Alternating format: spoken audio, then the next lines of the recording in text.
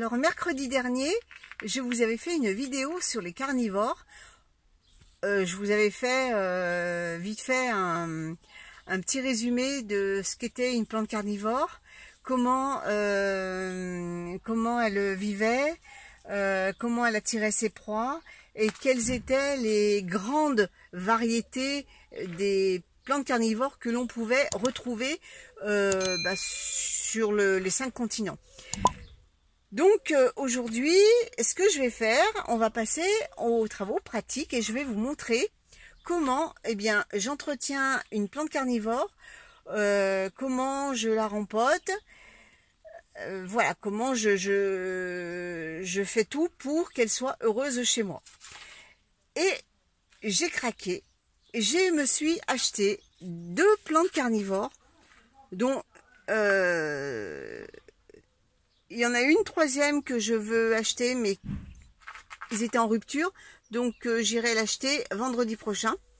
Vous savez, c'est la dionée, la fameuse plante qui ferme ses mâchoires au contact des animaux. Donc celle-là, j'irai la chercher vendredi prochain. Mais je me suis acheté 2 petites plantes, une Drosera. Je vais vous les montrer tout de suite. Voilà, cette petite plante, des pièges à glu. Donc j'ai acheté deux pots comme ça et je vais les mettre dans un bac en plastique avec la dionée qui viendra un peu plus tard. Eh bien, je vais vous montrer tout ça. Allez, je vous emmène avec moi sur la terrasse. Alors voici le contenant dans lequel je vais mettre les petites plantes carnivores. C'est un bac en plastique. Pourquoi un bac en plastique? Alors tout d'abord, il faut savoir que ce sont des plantes qui aiment les milieux très humides, des plantes de marais. Donc il ne faut pas que le terreau s'assèche. C'est pour ça que je prends un bac non percé pour que justement l'eau reste à l'intérieur le plus longtemps possible. Car il faut vraiment que le terreau soit imbibé d'eau constamment. Pourquoi en plastique? Eh bien parce que c'est un matériau neutre, contrairement aux céramiques, aux pots en terre, qui vont libérer du calcaire, qui peuvent être préjudiciables aux plantes. Ce sont des plantes de milieu pauvre qui se contentent vraiment de très peu de nourriture, voire pas du tout, puisqu'elles se nourrissent d'insectes. Et donc, si le terreau vient à se charger en calcaire, en matière organique, ça risque de tuer les plantes. Voilà pour ça. Ensuite, le terreau qui est fait pour ces plantes carnivores, c'est de la tourbe. Mais pas n'importe quelle tourbe, de la tourbe blonde, issue de sphègne. Elles ne peuvent pas croître dans des terreaux classiques, car ils sont trop riches.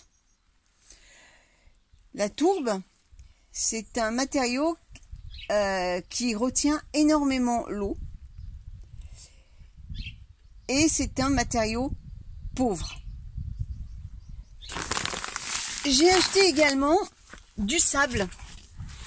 Alors pas du sable marin, j'achète en aquariophilie, c'est du sable de rivière.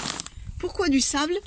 Eh bien pour recréer un environnement marécageux, c'est-à-dire qu'au fond des marécages, il y a toujours de la vase, du sable. Et en même temps, ça va faire une réserve d'eau, car l'eau, elle va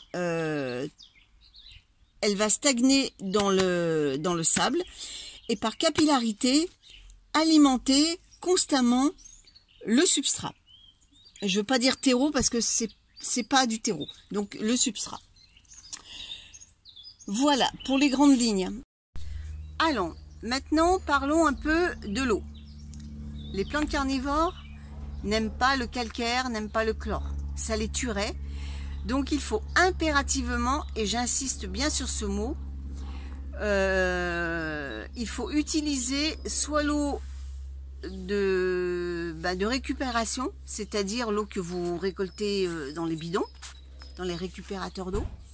Ou alors si vous n'avez pas ce genre d'installation, eh bien ce que j'ai fait tout au début quand j'ai commencé à m'intéresser aux plantes carnivores, j'ai acheté des bidons d'eau déminéralisée.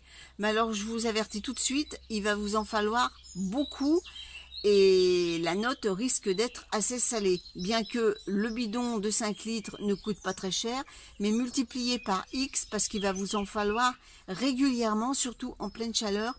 Il faudra absolument que le substrat ne s'assèche pas. Donc moi j'ai fait l'expérience, j'arrêtais pas d'acheter des bidons de 5 litres. Bon après je les ai récupérés, hein, j'en ai eu l'utilité pour par exemple faire des réserves d'eau pour les tomates. Mais franchement le budget commence à grossir quand vous achetez que de l'eau déminéralisée. Donc il vaut mieux utiliser l'eau de récupération. L'eau de pluie, c'est quand même plus économique et plus écologique également. Voilà, bon, eh bien, écoutez, assez parlé. Maintenant, je vais vous montrer comment je procède. Alors, premièrement, je mets le sable à l'intérieur du bac.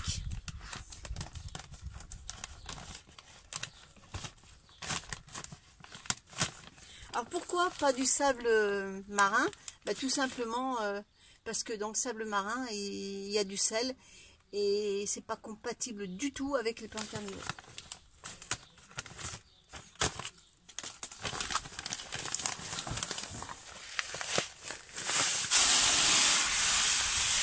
Donc je mets carrément tout le sac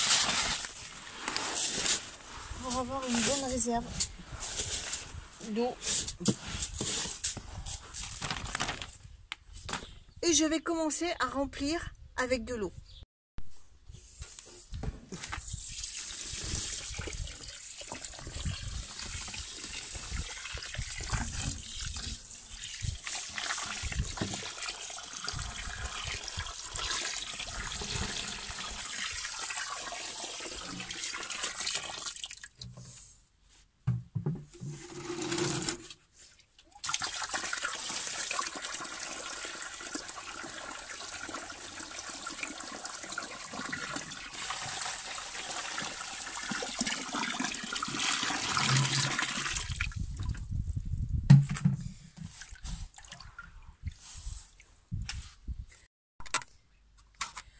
Une fois que j'ai mis l'eau, je vais mettre maintenant le substrat.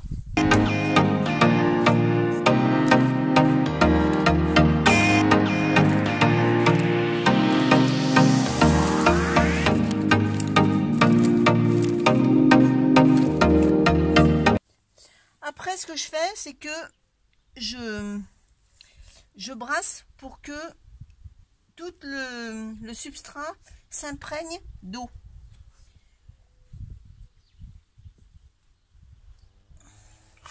Et ça va vite gonfler après la tourbe. C'est pour ça qu'il vaut mieux pas trop en mettre au départ. Et puis ajuster selon les besoins. Également pour l'eau. Là, je vais être obligée d'en rajouter, hein, normal. Parce que j'en ai pas mis beaucoup. Je vais aller chercher. J'ai plus d'eau, je reviens tout de suite. Alors, petit bug du portable. Et en plus, j'avais le soleil en face et j'ai pas vu que ça ne filmait pas. Donc, toutes les étapes que j'ai faites pour remplir le bac, et c'est mort. Donc, je vais vous expliquer comme ça, de visu, ce que j'ai fait. Donc, j'ai mis mon sable. Ensuite, j'ai mis de l'eau au fond. À peu près 10 cm d'eau au-dessus. Ensuite, j'ai mis la tourbe. J'ai brassé. Et j'ai rajouté de l'eau. Beaucoup d'eau. Et petit à petit, j'ai ramené de la tourbe en malaxant de façon à ce que le substrat soit bien imbibé d'eau. Vous voyez, c'est vraiment gorgé d'eau, quoi. On se croirait dans un marécage. Il faut absolument que vous obteniez ce résultat-là. il faut que lorsque vous appuyez sur le substrat, que l'eau remonte en surface. C'est la condition impérative pour les plantes carnivores. De cette façon, vous allez être sûr et certaine d'avoir le bon taux d'humidité à l'intérieur. Une fois que j'ai fait ça, eh bien, j'ai planté tout simplement les plantes comme on plante une plante traditionnelle. Sauf que on n'arrose pas derrière, hein, vous imaginez bien pourquoi.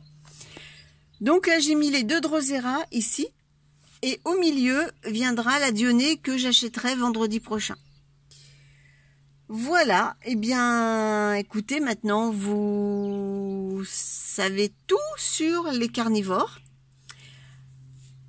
Je vais préciser un autre petit point. J'ai changé d'orientation le portable, c'est quand même plus sympa. Toutes les carnivores ne se prêtent pas à ce genre d'installation. Là, je parle de carnivores qui peuvent rester dehors au moins la belle saison, quitte à mettre un voile d'hivernage par-dessus pour l'hiver. Mais il existe des plantes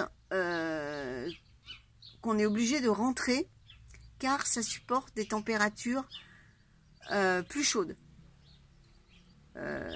Ambiance tropicale. Je parlerai de la Nepenthes. J'en ai eu une, vous savez, la Nepenthes, ce sont la plante avec les urnes qui pendent en forme de... des urnes rondes qui pendent au bout des feuilles.